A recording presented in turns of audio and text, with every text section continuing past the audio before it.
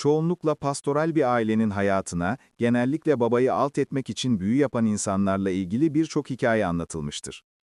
İster beşiği sallayan elin çeşitli versiyonları, ister Dan Stevens'ın sonu gelmez öngörülemez eseri Misafir olsun, bu defalarca üzerinde oynanan bir olay örgüsüdür. Ne yazık ki çoğunlukla karışık sonuçlar elde edilmiştir, çünkü son neredeyse her zaman aynı şekilde biter. Neyse ki Malice burada ve formülü değiştirmeye hazır. Quacks'ten James Wood tarafından yaratılan Prime Video dizisi, Ege Denizi'nin ortasındaki bir Yunan adası olan yemyeşil Paros yakınlarında başlıyor ve Tanners ailesini konu alıyor. Eş ve iş imparatoru Jamie, eş ve üvey anne Ned ve 3 çocukları. Tatildeyken arkadaşları için çalışan ve çocuklarla çalışma konusunda iyi bir anlayışa sahip, çekici bir öğretmen olan Adam Haley ile tanışıyorlar. Ned, tuhaf davranışlar sergilemesine rağmen her şeyi bir kenara bırakır ve Adam'ı, Tanners ailesi için Londra'da tam zamanlı bir temizlikçi olarak çalışmaya davet eder. Dexter, Adam'la Yunanistan'da bir bağ kurar. Adam aileyle daha da yakınlaştıkça, Jamie ve arkadaşları Damien ve Jules, daha karanlık niyetlerden şüphelenmeye başlar ve bu da gergin bir zihinsel satranç oyununa dönüşür. 4 kez Emmy adayı David Duchovny'nin Jamie rolünde ve Jungle Cruise'dan Jack Whitehall'un Adam rolünde başrolde olduğu Malice, aile sızma külünde bugüne kadarki en etkili yapımlardan biri olduğunu kanıtlıyor ve bu büyük ölçüde filmin ne kadar yavaş ilerlediğine bağlı. Terazinin kefelerinin birinin, özellikle de Adam'ın lehine kaydığı net bir an yok. Ancak yine de aile her zaman felaketten 2 adım uzaktaymış gibi hissettiriyor ve bu da çılgınlığın tadını çıkarmamızı sağlıyor. Malice'ın temposu muhteşem. Genellikle tek kullanımlık heyecanlar için kullanılabilse de, Malice, ana fikrinin filmde çok sık boş harcandığını kanıtlıyor. Filmin 3. perdesi geldiğinde, olaylar ya aşırılık noktasına, kamplaşma noktasına ulaşmış ya da ana karakterler arasında ani bir patlamayla yüksek riskli bir kavgaya dönüşmüş oluyor.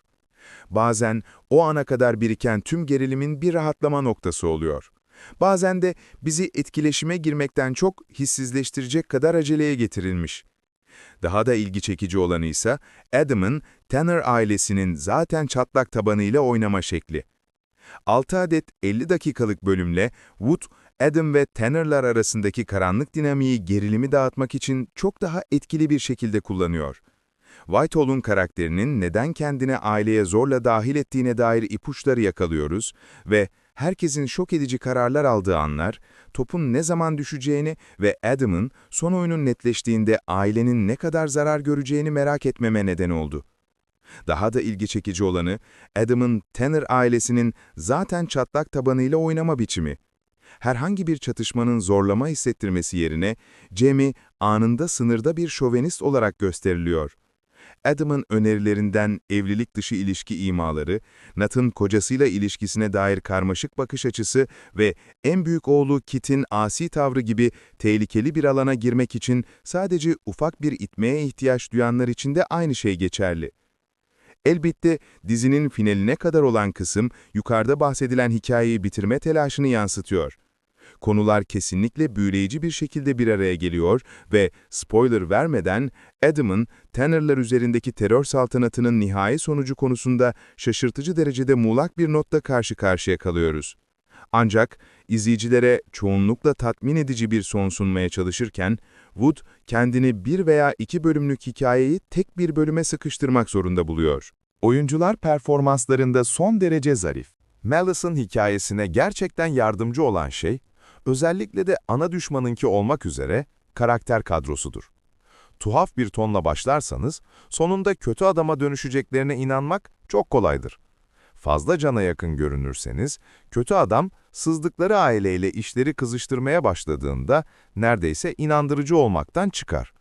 Bu nedenle Whitehall, adam için gerçekten dikkat çekici bir seçim olduğunu kanıtlıyor. Başlangıçta hem başkalarının gözünde hem de özel hayatında kesinlikle bazı şüpheli kişilik özellikleri sergiliyor. Ancak gizli niyetlerini gizlemek için bir maske takındığında gerçekten daha nazik biri olabileceğine inanmak çok kolay. Bu, özellikle yeni Hand That Rocks the Cradle filmindeki soğuk kişiliğiyle avına saldırmayı bekleyen bir avcıyı andıran Maika Monroe gibi, onun gibi birçok rolden harika bir manyetik ayrışma. Ancak onlar suçlanamaz ama yine de Malice'ın karakter kadrosundan daha iyi bir gelişim beklerken buldum kendimi. Whitehall'un kişilik değiştiren performansına tezat oluşturan David Duchovny ve Caris Van Houten, adamın yok etmeye çalıştığı sorunlu ama sevgi dolu çifti canlandırıyor. İkili, karmaşık rollerinde dikkat çekici. X-Files'ın eski oyuncusu, Jamie'nin karanlık tarafını açığa çıkarıp sergilediği anların tadını çıkarıyor. Ancak çocuklarıyla yaşadığı gergin ilişkiler etrafındaki acıyı henüz tam olarak aşamamış olsa bile gerçekçi bir şekilde hissettiriyor. Emmy adayı Game of Thrones oyuncusu, Jaime tarafından sık sık saygısızlık ve değersizleştirmeye maruz kalan üvey anne ve işletme sahibi rolünün tadını çıkarıyor.